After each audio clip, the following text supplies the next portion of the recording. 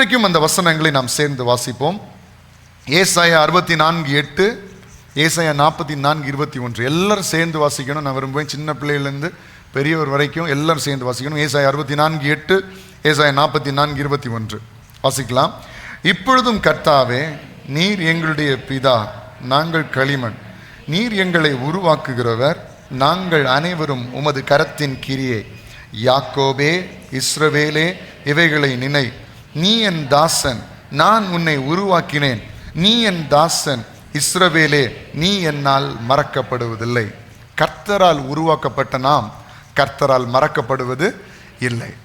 அப்போ இன்றைக்கு நாம் எப்படி இந்த வசனங்களை தியானிக்க போகிறோம் என்று சொன்னால், உடைக்கப்பட்டால்தான் உருவாக்கப்பட முடியும் என்பதை குறித்து நான் இன்றைக்கு உங்கள் மத்தியில் பேச விரும்புகிறேன்.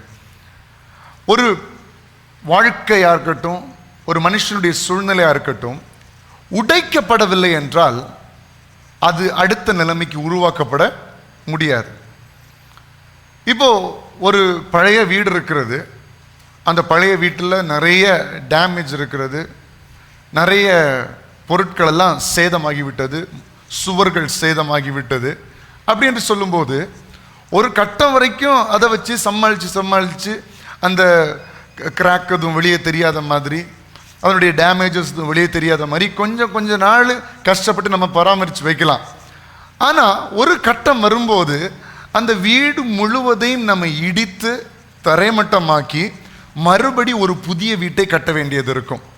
இதை தான் சிலருடைய வாழ்க்கையில் கர்த்தர் இந்த உபவாச நாட்களில் செய்ய விரும்புகிறார். இதுவரைக்கும் சில பகுதிகள் உங்கள் வாழ்க்கையில் சேதமடைந்திருந்தது, சில இருதயங்கள் சேதமடைந்திருந்தது, மனபாரங்களினால் சேதமடைந்திருந்தது. ஆனால் நம்ம சில காரியங்களை செஞ்சு கொஞ்சம் சந்தோஷமாக இருந்து பார்ப்போம், கொஞ்சம் ஆரோக்கியமாக இருந்து பார்ப்போம், கொஞ்சம் மேலே வந்து பார்ப்போம் என்று சொல்லி நீங்களாக சில முயற்சிகளை எடுத்து அப்படியே கொஞ்சம் பேட்ச் ஒர்க்கெல்லாம் பார்த்து செஞ்சு வச்சிங்க. ஆனால் இந்த நாளில் கர்த்தர் உங்களுடைய வாழ்க்கையில் சொல்ல விரும்புகிற காரியம், மொத்தமாக உடைச்சு மறுபடி உன்னை புதிதாய் கட்ட விரும்புகிறேன். மொத்தமாக எல்லாவற்றையும் மாற்றி அந்த நிலைமைகள் எல்லாவற்றையும் தகர்த்தெறிந்து முழுவதுமாக சீரோலிருந்து மறுபடியும் உன்னை நானே கட்டி எழுப்புவேன் என்று இந்த காலை வேளையில் கர்த்தர் உங்களுடைய வாழ்க்கையில் சொல்லுகிறார். ஹல்லேலூயா. சில நேரங்களில் மனிதர்கள் நம்ம கட்டப்படுவதற்கு கொஞ்சம் உதவி செய்திருப்பாங்க, நம்முடைய சந்தோஷத்திற்கு கொஞ்சம் மனிதர்கள் காரணமாக இருந்திருப்பாங்க, கொஞ்சம் உயர்வுகளுக்கு மனிதர்கள் கொஞ்சம் காரணமாக இருந்திருப்பாங்க, இந்த உலகம் கொஞ்சம் காரணமாக இருந்திருக்கும். ஆனால் அது எல்லாவற்றையும் கர்த்தர் எடுத்து மாற்றி, உனக்கு யாருடைய உதவியும் இல்லைன்னாலும் நானே உனக்கு துணை செய்து, நானே உன்னோடு கூட இருந்து, நானே உன்னை தப்புவித்து, நானே உன்னை கனப்படுத்தி இந்த உலகத்தில் உன்னை உயர்த்தி ஆசீர்வதிக்க வல்லமையுள்ளவராக இருக்கிறேன் என்று கர்த்தர் இன்றைக்கு நம்மை பார்த்து சொல்லுகிறார். ஹல்லேலூயா. அப்போ உடைக்கப்படுகிற நேரத்தில் கொஞ்சம் கஷ்டமாக தான் இருக்கும். ஐயோ, நான் இப்படி உடைக்கப்படுவேன் நினைக்கலையே. ஏன்னா சில காரியங்களை கர்த்தர் அனுமதிக்கிறார் நம்ம உடைக்கப்படுவதற்கு. ஏன்னா அப்போதான் ஒரு அழகிய பாத்திரமாக நம்மை வனைந்தெடுக்க முடியும். எவ்வளோ நாள் தான் பேட்ச் ஒர்க் பார்த்தே வைக்கிறது? அஸ்திபாரத்திலிருந்து மறுபடி ஆரம்பிக்கணும். முதல்ல இருந்தே கர்த்தருக்கு இடம் கொடுக்கணும். அப்போதான் நம்ம மேலே உயர போக முடியும். உங்களுடைய கட்டிடம் எவ்வளவு தூரம் உயரம் பயணிக்கணுமோ அதை முன்கூட்டியே புரிந்து, முன்கூட்டியே அறிந்து அதனுடைய அடித்தளத்தை மிகவும் பலமாக போட வேண்டும். சரிதானே? 2 மாடி வீடுக்கான பேஸ்மெண்ட்டையும் பில்லரையும் போட்டுட்டு 10 மாடி வீடு கட்ட முடியாது. 2 மாடி வீடுக்கான அஸ்திபாரத்தை எல்லாம் செஞ்சுட்டு ஆண்டவர் என்ன 15 மாடி கட்ட வைப்பார் நினைச்சா அது நடக்காது. அதனால தான் ஆண்டவர் சொல்றாரு, எல்லாத்தையும் இடிச்சு பேஸ்மெண்ட்ல இருந்தே உன்னை நானே கட்டி எழுப்ப விரும்புகிறேன், அடித்தளத்தையே நானே உருவாக்க விரும்புகிறேன். இன்றைக்கு நம்ம ஆண்டுடைய சமூகத்தில் அப்படி சமர்ப்பிக்கும் போது, ஆண்டவரே நீங்க என்ன எவ்வளவு உடைச்சாலும் பரவாயில்ல, ஆனா நீங்க தான் கட்டி எழுப்பணும். ஹலோ, நீங்க தான் என்னை கட்டி எழுப்பணும். ஏன்னா நீங்க கட்டி எழுப்புனாதான் என் வாழ்க்கை ஸ்ட்ராங்கா நிற்கும். நீங்க என்ன கட்டி எழுப்புனதான் என் வாழ்க்கையில நான் நிலை நிற்க முடியும். கர்த்தராகிய அந்த கல்லின் மேல் கட்டப்பட்டவர்களாக நம்முடைய வாழ்க்கை மாற்றப்பட வேண்டும். கர்த்தருடைய வார்த்தைகளை கேட்டு அதன்படி செய்தவர்கள் கற்பாறையின் மேல் கட்டப்பட்ட வீடு என்று வசனம் சொல்லுகிறது. எப்படி சொல்லுங்க பார்க்கலாம்? என்ன சொன்னேன் இப்போ? இல்லை, இந்த சீரியல் பார்க்குற மாதிரி உட்கார்ந்துருந்தா செட் ஆகாது. கரெக்டாக சொல்லுங்க, என்ன சொன்னேன் நான்? கர்த்தருடைய வார்த்தைகளை கேட்டு அதன்படி செய்கிறவர்கள் எப்படிப்பட்டவர்களா? கற்பாறையின் மேல் கட்டப்பட்ட வீடு. கர்த்தருடைய வார்த்தைகளை கேட்டு அதன்படி செய்யாதவர்கள் மணலின் மேல் கட்டப்பட்ட வீடு. 2 பேருக்கும் மழை பெய்யுது, 2 பேருக்கும் காற்றடிக்கிறது, 2 பேருக்கும் பிரச்சனை வருது. ஆனா கர்த்தராகிய கன்மலையின் மேல் கட்டப்பட்ட வீடு நிலைத்து நிற்கிறது, மணலின் மேல் கட்டப்பட்ட வீடு இடிந்து போகிறது. அப்ப இன்றைக்கு நாம் அஸ்திபாரத்திலிருந்து, அதாவது நான் ஓரளவுக்கு நல்லா இருந்தேன், ஆனால் இப்போ எல்லாம் உடஞ்சி போச்சு, எல்லாம் உடஞ்சிட்டு. கொஞ்சம் அப்படி கொடி கட்டி பறந்தேன், ஆனால் இப்போ எல்லாம் தீர்ந்துடுச்சு, எல்லாம் முடிஞ்சு போச்சு, எல்லாம் உடஞ்சி போச்சு. எதுக்கு உடைச்சாருன்னா, அஸ்திபாரத்திலேருந்து அவர் கட்டி எழுப்ப விரும்புகிறார். கொஞ்சம் உங்கள் பலத்தில் நின்று பார்த்தீங்க, கொஞ்சம் உங்கள் சாமர்த்தியத்தில் நின்று பார்த்தீங்க, ஆனால் முடியல. கொஞ்சம் உங்களுடைய தாளத்தில் நின்று பார்த்தீங்க, கொஞ்சம் உங்களுடைய சாமர்த்தியத்தில், உங்களுக்கு இருக்கிற ஆள் பழக்கங்களில், உங்களுக்கு இருக்கிற ஆலோசகர்கள் மத்தியில் நீங்கள் நின்று பார்த்தீங்க. ஆனால் இப்போ எல்லாம் உடஞ்சி போயிடுச்சு. ஏன் உடஞ்சுதுன்னா, இனி நீ யாருடைய பலத்தில் நிற்க வேண்டாம், கர்த்தருடைய பலத்தில் மட்டும் நின்னா போதும். கர்த்தருடைய பலத்தில் மட்டும் நின்னா போதும். அவருடைய பலத்தில் நிற்கும்போது எந்த சக்தியும் உங்களை மேற்கொள்ள முடியாது. எரேமியா 18வது அதிகாரம் அதனுடைய 1ஆம் வசனத்திலிருந்து நாம் வாசிப்போம்.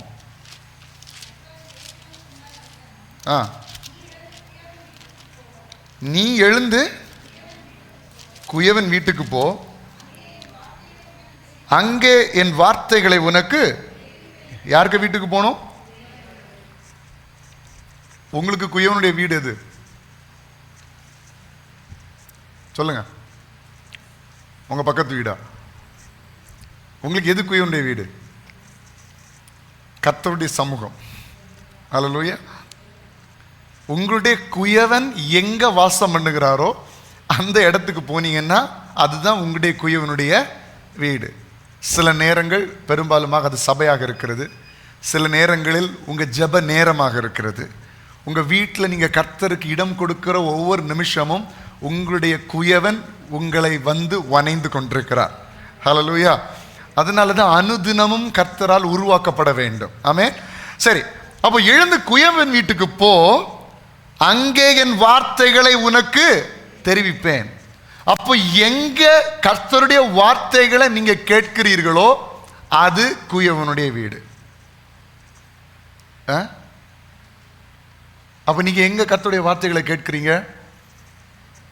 உங்க வாழ்க்கை உருவாக்கப்படணும்னு நினைச்சீங்கன்னா உங்க குயவனுடைய வீடு ரொம்ப முக்கியம். பக்கத்தில் பார்த்து சொல்லுங்க, சபை ரொம்ப முக்கியம்.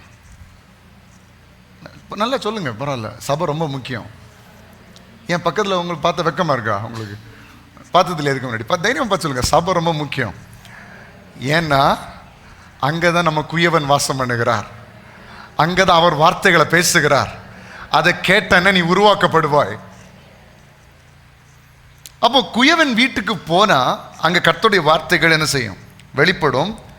இதை கேட்ட உடனே இந்த தீர்க்கதரிசி கர்த்தருடைய வார்த்தைக்கு கீழ்ப்படிந்து போகிறார். எங்க போகிறார்? குயவன் வீட்டிற்கு போனேன், இதோ அவன் திரிகையினாலே வனைந்து கொண்டிருந்தான்.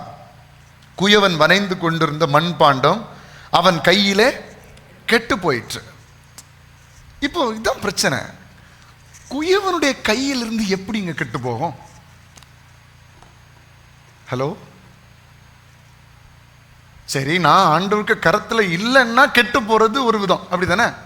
கர்த்தருடைய கரத்துல இல்லப்பா, நான் தப்பு பண்ணிட்டேன், நான் தூரமா போயிட்டேன், இளைய குமாரனை போல தகப்பனுடைய வீட்டில் இல்லாம தூரமா போயிட்டேன், அதனால கெட்டு போயிட்டேன். ஆனா இன்னைக்கு சிலருடைய கேள்வி என்னன்னா, கர்த்தருடைய கரத்துல தானே நான் இருக்கிறேன், குயவனுடைய கரத்துல தானே நான் இருக்கிறேன், அவருடைய பிரசன்னத்தை அனுதினமும் அனுபவிக்க தானே செய்கிறேன், அவருடைய வார்த்தைகளை அனுதினமும் கேட்க தானே செய்கிறேன், அப்புறம் ஏன் என் வாழ்க்கையில கஷ்டம், அப்புறம் ஏன் என் வாழ்க்கை கெட்டு போகுது? என்னன்னா, கர்த்தர் உங்களை குறித்த தரிசனத்தை கொஞ்சம் விரிவாக்குகிறார். எத்தனை பேர் நான் சொல்றது புரியுது? எல்லாருக்கும் புரியாது, இந்த சிச்சுவேஷனில் போகிறவங்களுக்கு மட்டும்தான் புரியும். ஏன்னா நான் கர்த்தருடைய கரத்தில் தான் இருக்கிறேன், கர்த்தருக்கு கீழ்ப்படுகிறேன், அவருடைய பிரசன்னத்தில் இருக்கிறேன், அவருடைய வார்த்தைகளை கேட்கிறேன், கர்த்தர் என்னோடு கூட பேசுகிறார். அப்போ ஏன் நான் கெட்டு போயிட்டேன்? அப்போ ஏன் நான் உடைக்கப்பட்டுட்டேன்? வனைந்து கொண்டிருக்கும் போது கெட்டு போகிறதுனா உடைக்கப்படுகிறதுக்கு சமம். சரியான பக்குவத்தில் வரலையே. ஏன்னா கர்த்தர் நம்முடைய தரிசனத்தை விரிவாக்குகிறார், எல்லைகளை விரிவாக்குகிறார். எல்லைகளை விரிவாக்கும் போது அந்த பாத்திரமும் பெருசாகணும். ஆமென். இப்போ நம்ம இத்தனை பேர் ஞாயிற்றுக்கிழமை சாப்பிட்றதுக்கு ஒரு அளவுக்கு என்ன தேவை? ஒரு பெரிய பாத்திரம் தேவை. ஒரு 2 வாரத்துக்கு முன்னாடி தான் அடுத்த ஒன்று வாங்கணும், புதுசு ஒன்று. ஏன்னா இத்தனை நாள் சமைச்சு அது என்ன ஆயிடுச்சு, அது ஓட்ட விழுந்துருச்சு. அப்போ ஒரு அளவு பார்க்கும்போது அது கொஞ்சம் பெருசாக இருக்குது. அப்போ இதே உங்களுடைய அளவிற்கு இன்னும் 1 மடங்கு கூடுதல் ஆட்கள் வந்தால் அதே பாத்திரத்தில் சமைக்க முடியுமா? சொல்லுங்களேன். நம்ம சபையில் உள்ள குக்கிங் டீம்கிட்ட கேட்டால் தெரியும், சமைக்க முடியுமா? முடியாது. ஏன் சமைக்க முடியாது? ஆள் நிறைய, ஆனால் இந்த அளவுக்கு இத்தனை ஆட்கள் தான் கொடுக்க முடியும். அப்போ இன்னும் ஆட்கள் வந்தால் இன்னும் பெரிய பாத்திரம் என்ன செய்யணும்? வேணும். பாத்திரம் பெருசாகணும், அது அடுப்பு கொஞ்சம் பெருசாக வேணும், அது கொடுக்க வேண்டிய கேஸ் செலவுகள் கொஞ்சம் அதிகமாகும். அப்போ தரிசனம் பெருசாக பெருசாக கர்த்தர் உருவை மாற்றிக்கொண்டே இருப்பார். ஹல்லேலூயா. அப்போ நீங்க நான் தகப்பனுடைய கையில இருக்கிறேன், ஆனாலும் சில பிரச்சனைகள், ஆனாலும் பாத்திரத்தில் ஓட்ட விழுந்துருச்சுன்னா அடுத்த லெவலுக்கு நீ போகிறன்னு அர்த்தம். கர்த்தர் சிலரோடு பேசி கொண்டிருக்கிறார். நான் கர்த்தருடைய கரத்தில் இருந்தும் சில தீமைகளை அனுபவிக்கிறேனே. ஏன்னா உன்னுடைய தரிசனம் விரிவாகி கொண்டிருக்கிறது, உன்னுடைய எல்லைகள் பெரிதாகி கொண்டிருக்கிறது. நீ போஷிக்க வேண்டிய ஜனங்கள் அதிகம், நீ ஆசீர்வாதமா இருக்க வேண்டிய ஜனங்கள் அதிகம். எனவே கர்த்தருடைய எல்லைகளை பெரிதாக்கி கொண்டிருக்கிறார், உன்னுடைய தரிசனத்தை பெருசாக்கி கொண்டிருக்கிறார். அதனாலதான் குயவனுடைய கையில் இருந்து மறுபடியும் கர்த்தர் உன்னை உருவாக்குகிறார். கெட்டு போய் வேற இடத்துல இருந்து உருவாக்கப்படுவது வேறு, குயவனுடைய கரத்திலிருந்தே உருவாக்கப்படுவது வேறு. அது சந்தோஷமா நான் ஏற்றுக்கொள்கிறேன், சந்தோஷமா ஏற்றுக்கொள்கிறேன். ஹல்லேலூயா. அப்போ இதுதான் குயவனுடைய கையிலிருந்தே கெட்டு போயிடுச்சு. அப்போ இப்போ வாசிங்க பார்க்கலாம். கையில கெட்டு போயிட்டு அப்பொழுது அதை திருத்தமாய் செய்யும்படிக்கு தன் பார்வைக்கு சரியாய் கண்டபடி குயவன் அதை திரும்ப வேறே பாண்டமாக வனைந்தான். எல்லாம் சொல்லுங்க, வேறே பாத்திரமாக. சத்தமா சொல்லுங்க, வேறே, விசேஷமாய், அதிகமாய். முதல்ல வரைஞ்சு கொண்டிருந்த பிளான் அல்ல, இப்ப அந்த பழைய பிளான் எல்லாம் கொஞ்சம் கொலைச்சிட்டு இப்ப புதிய திட்டத்தின்படி கர்த்தர் அந்த பாண்டத்தை உருவாக்க ஆரம்பித்தார். ஹல்லேலூயா. நீங்க நினைச்சிட்டு இருப்பீங்க ஆண்டவர் என்ன இப்படிதான் நடத்திட்டு இருக்கிறார் போல. இல்ல, அது ஒரு கட்டம் வரைக்கும் தான். அடுத்த மறுபடி புதுப்பித்து அடுத்த லெவலுக்கு கர்த்தர் நம்மை கொண்டு போகிறார். இதுதான் வேறே பாத்திரமாக வணைகிறது. இன்னைக்கு எத்தனை பேர் அதை விரும்புறீங்க? கர்த்தர் என வேறே பாத்திரமாக வணைய வேண்டும் என்று நீங்கள் விரும்பினால், நீங்கள் விசுவாசித்தால் கர்த்தர் அதை உங்களுடைய வாழ்க்கையில செய்வார். ஏற்றுக்கொள்ளுகளுடைய வாழ்க்கையில கர்த்தருடைய வசனங்கள் ஒவ்வொன்றும் ஆம் என்றும் ஆமேன் என்றும் இருக்கிறது. இந்த நல்ல நிலத்தில் இந்த வார்த்தைகள் விதைக்கப்படுமானால் இது முளைத்து 100% பலனை கொடுக்கும். இந்த வார்த்தைகள் உங்களுடைய இருதயத்தில் விதைக்கப்படவில்லை என்றால் நிச்சயமாக இது கனி கொடுக்க முடியாது, இது பலன் கொடுக்க முடியாது. இந்த ஞாயிற்றுக்கிழமை இந்த காலை வேளையில் கர்த்தருடைய கரத்தில் இருக்கிற என்னை மறுபடியும் உடைத்து உருவாக்குகிறார், என்னை அடுத்த கட்டத்துக்கு என்னை கொண்டு போகிறார் என்று இந்த வார்த்தைகளை ஏற்றெடுக்கிற உங்கள் அத்தனை பேருடைய வாழ்க்கையிலும் இந்த நாளிலிருந்தே அடுத்த கட்ட உயர்வுகளை, அடுத்த கட்ட வெற்றியை, கர்த்தர் உங்களை நடத்துகிற அடுத்த பாதைகளை கர்த்தர் இன்றிலிருந்து உங்களுடைய வாழ்க்கையில காண்பிக்க போகிறார். ஆமென். வேறு பாத்திரமாக வணைந்தான். அப்பொழுது கர்த்தருடைய வசனம் எனக்கு உண்டாகி, அவர், இஸ்ரவேல் குடும்பத்தாரே, இந்த குயவன் செய்தது போல நான் உங்களுக்கு செய்யக்கூடாதோ என்று கர்த்தர் சொல்லுகிறார். இதோ இஸ்ரவேல் வீட்டாரே, களிமண் குயவன் கையில் இருக்கிறது போல நீங்கள் என் கையில் இருக்கிறீர்கள். ஹல்லேலூயா.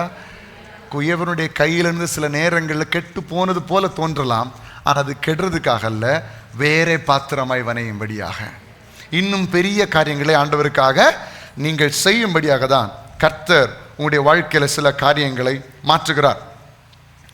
சங்கீதம் 31 சங்கீதத்தில் பார்க்கும்போது அதனுடைய 14 15 வசனத்தில் நாம் பார்க்கிறோம். வாசிங்க சங்கீதம் 34.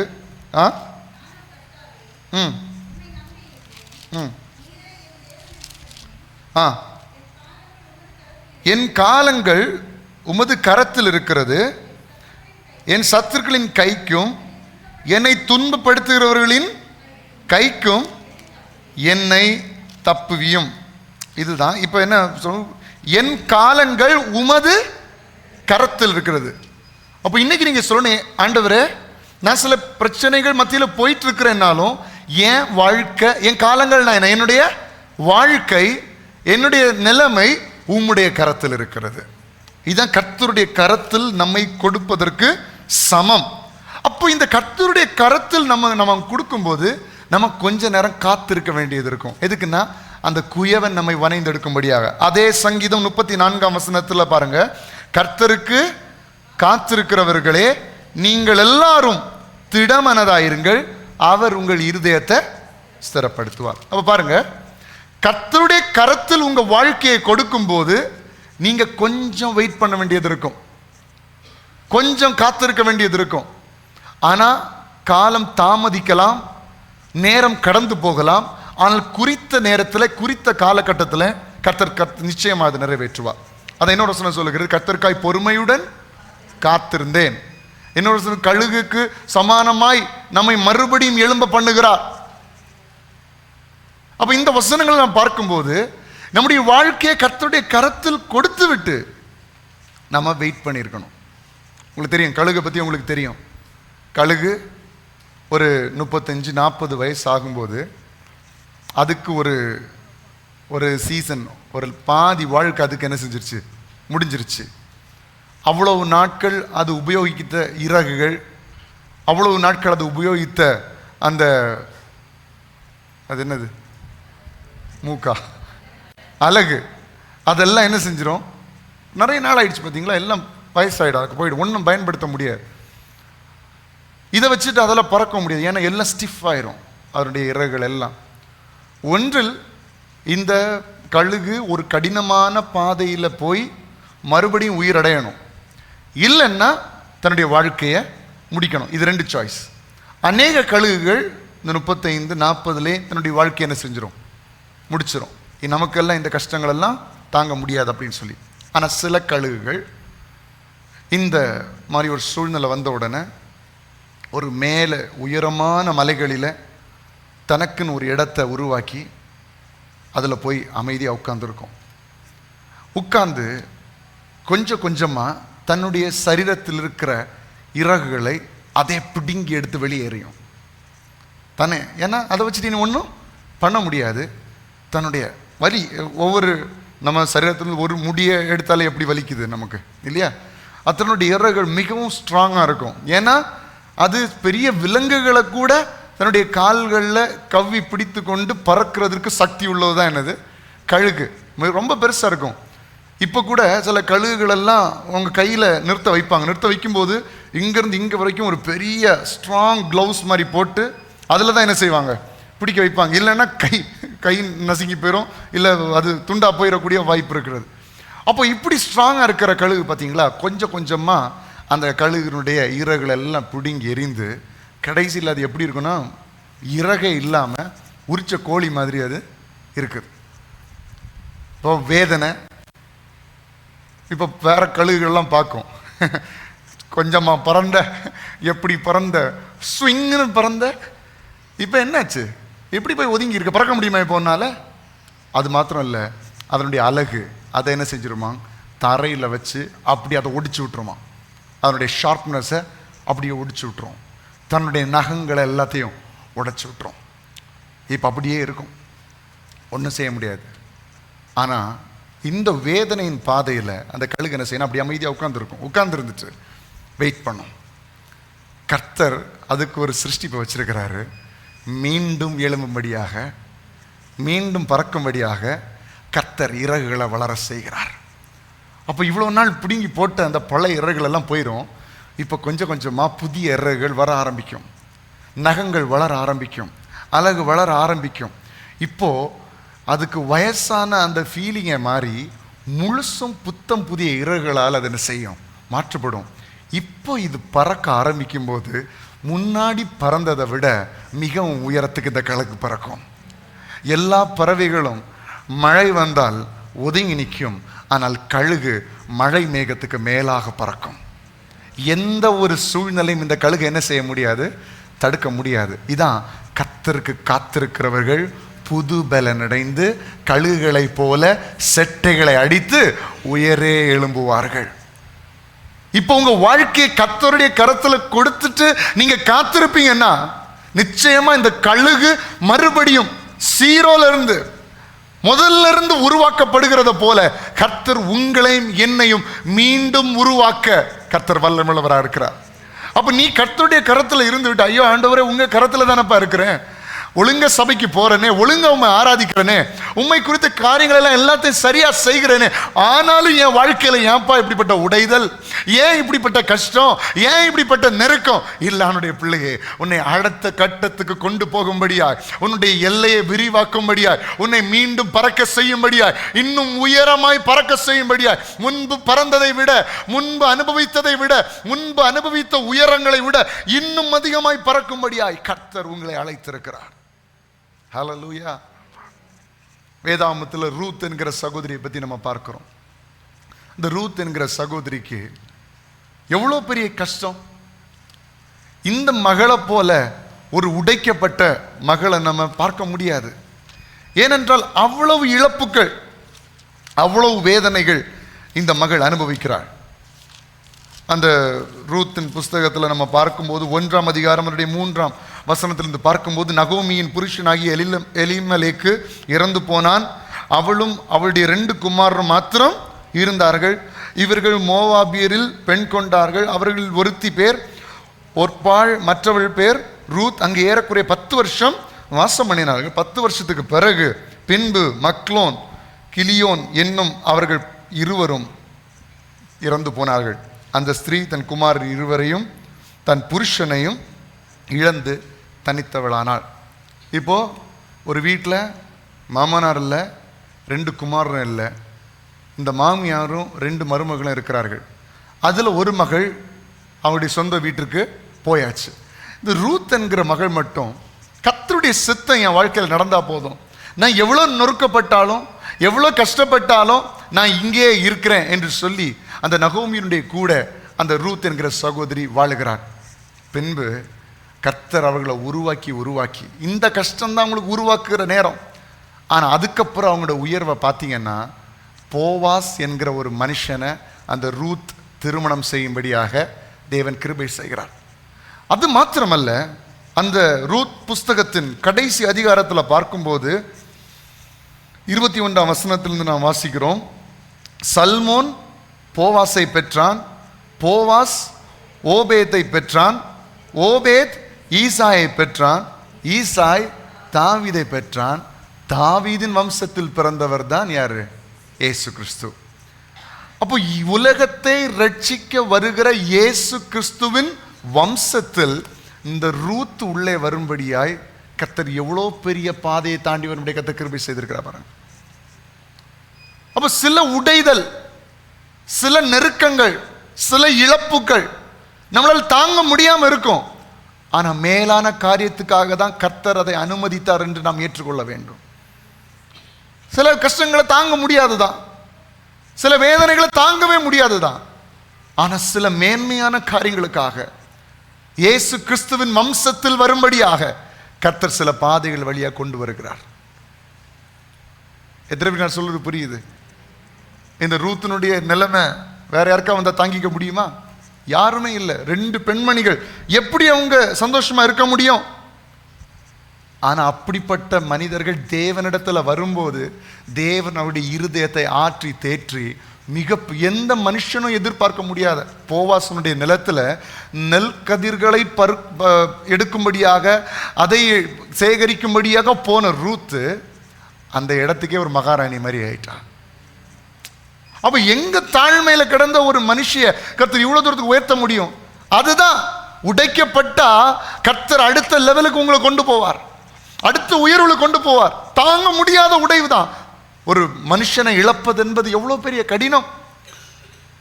வீட்டில் இருக்கிற பெற்றோரை இழப்பது, நம்முடைய உறவினர்களை இழப்பது, நண்பர்களை இழப்பது எவ்வளோ பெரிய கஷ்டம். ஆனால் அதில் கொஞ்சம் ஆண்டவர் இதை அனுமதிச்சிருக்கிறார். ஏதோ ஒரு பெரிய காரியத்துக்காக என்னை அனுமதிச்சு கொஞ்சம் பொறுமையாக இருந்தால் கர்த்தர் பெரிய வாழ்க்கையை கர்த்தர் நமக்காக ஆயத்தம் பண்ணியிருக்கிறார். அதனால தான் இருதயம் நம்மிடத்தில் நொறுங்கி இருக்கும்போது கர்த்தருடைய பாதப்படியில் வர வேண்டும். சங்கீதம் 147 அதனுடைய 3வது வசனம் இப்படியாக சொல்லுகிறது, இருதயம் நொறுங்குண்டவர்களை அவர் குணமாக்குகிறார், அவர்களுடைய காயங்களை கட்டுகிறார். அப்ப இருதயம் நொறுங்கி ஆண்டவருடைய பாதப்படியில் உடைக்கப்பட்டு வரும்போது அவர் உங்களை குணமாக்குகிற தேவனாக இருக்கிறார். அதே சங்கீதம் 34ஆம் அதிகாரம் அதனுடைய 18வது வசனத்தை வாசிப்போம். சங்கீதம் 34 அதனுடைய 18, நொறுங்குண்ட இருதயம் உள்ளவர்களுக்கு கர்த்தர் சமீபமாயிருந்து நறுங்குண்ட ஆவி உள்ளவர்களை ரட்சிக்கிறார். நீங்க நொறுங்கி போய் வேதனை மத்தியில் இருக்கும்போது கர்த்தருடைய கரத்தில் நீங்கள் இருக்கிறீர்கள் என்பதை நீங்கள் மறந்துவிட வேண்டாம். 1 சாமுவேல் 1ஆம் அதிகாரத்தில் அன்னாள் நொறுக்கப்படுகிறாள், தன்னுடைய சக்கரத்தி மூலமாக நொறுக்கப்படுகிறாள். எந்த ஆதரவு இல்லை, எனக்கு பிள்ளை இல்லை என்கிற குறைவை வச்சு இவ்வளவு அதிகமாக என்ன வேதனைப்படுத்துகிறேன்னு சொல்லி சபையில போயிருந்து முகங்குப்புற விழுந்து தன்னுடைய வாழ்க்கையே அழுது அழுது ஆண்டவரிடத்தில் ஒப்பு கொடுக்கிறார். ஏலி பார்க்கிறாரு, பார்த்து சொல்றாரு, இவ ஏதோ தண்ணி அடிச்சுட்டு வந்து ஏதோ மது போதையில இருந்து இவ அழுதுட்டு இருக்கிறா அப்படின்னு சொல்லுகிறார். அவ சொல்லுகிறா, இல்ல ஆண்டவரே, இல்ல தகப்பனே, நான் ஏதோ போதையில வந்து அழல, நான் அவ்வளோ வேதனையில, அவ்வளவு கஷ்டத்துல, நான் அவ்வளோ அவமானப்பட்டு இருதயம் நொறுக்கப்பட்டு உங்க பாதப்படியில நான் வந்து அழுதுட்டு இருக்கிறேன் அப்படின்னு சொல்லுகிறார். ஆனா இருதயத்தெல்லாம் ஊற்றின பிறகு அவள் துக்கமுகமாக இருக்கவில்லை. நொறுக்கப்படுகிற எதுக்கு தெரியுமா? அடுத்த கட்ட உயர்வுக்காக கர்த்தர் சாமுவேலை கொடுக்கிறார். அந்த சாமுவேல் அநேக ராஜாக்களை அபிஷேகம் பண்ணக்கூடிய ஒரு மிகப்பெரிய கர்த்தருடைய வாயாக மாற்றப்பட்டார். நொறுக்கி நம்ம நறுங்குண்டு உடைந்து போய் கிடைக்கிற பலன் இதுதான். எந்த மனுஷனும் எதிர்பார்க்காத உயர்வுகளை கர்த்தர் நமக்கு தருகிறவராக இருக்கிறார். ஹல்லேலூயா. இப்போ இங்க ரூத்துக்கு பாருங்க, யாருக்கும் இல்லாத ஒரு பிரச்சனை. அண்ணாளுக்கு பாருங்க, யாருக்கும் ஈஸியா வராத பிரச்சனைகள். ஆனா யாருக்கும் வராத பிரச்சனை உங்களுக்கு வரும்போது யாருக்கும் வராத உயர்வுகளை கர்த்தர் கொடுக்கிறார். அப்ப நீங்க உங்க வாழ்க்கையில என்ன போல யாரு கஷ்டப்படுறா நீங்க நினைப்பீங்க, உலகத்துல உங்க மனசுல நினைப்பீங்க, என்ன மாதிரி கஷ்டம் யாருக்கு இருக்குது? உங்களை மாதிரி கஷ்டம் யாருக்கு இல்லைன்னாலும் எல்லாரை விட நீங்க கஷ்டப்படுறீங்கன்னா எழுதி வச்சுக்கோங்க, எல்லாரை விட நீங்க உயர்த்தப்படுவீங்கன்னு அர்த்தம். எல்லாரை விட நெருக்கப்படுகிற அதே இடத்தில் எல்லாரை விட விசாலத்தில் கர்த்தர் உங்களை வைப்பார். எல்லாரை விட துன்பப்படுத்துகிற அதே இடத்தில் எல்லாரை விட இன்பமாய் கர்த்தர் உங்களை வாழ வைப்பார். எல்லாரை விட கஷ்டப்படுகிற நம்மை, அவருடைய கரத்தில் இருக்கிற நம்மை எல்லாரை விட மற்றவர்களுக்கு ஆசீர்வாதமாக கர்த்தர் வைப்பார். உடைக்கப்பட்ட நேரத்தில் கர்த்தருடைய கரத்தில் இருக்கிறீங்கன்னா அது ஒரே ஒரு அடையாளம், கர்த்தர் எல்லைகளை விரிவாக்குகிறார். ஹல்லேலூயா. நம்முடைய கர்த்தருடைய கரத்தில் இல்லாம உடைக்கப்படுகிறது வேறு, கர்த்தருடைய கரத்தில் இருந்து உடைக்கப்படுவது வேறு.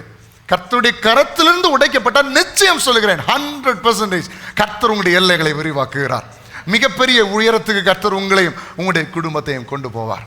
அப்ப இன்றைக்கு இருதயம் நொறுக்கப்பட்டு இருதயம் உடைக்கப்பட்டு கர்த்தரை நல்லா தேடுகிறேனே, கர்த்தரை நல்லா ஆராதிக்கிறேனே, ஆனா என் வாழ்க்கை உடைஞ்சிருக்குதே அப்படி என்று நீங்கள் சொல்வீர்களானால் இன்றைக்கு கர்த்தரத்தில் ஒப்பு கொடுங்க. கர்த்தர் உங்களுக்கு ஆயத்தம் பண்ணி வைத்திருக்கிற உயர்வுகளை இந்த ஆராதனை வேளையில கர்த்தர் உங்களுக்கு காண்பிக்க வல்லமையுள்ளவராக இருக்கிறார். விசுவாசிக்க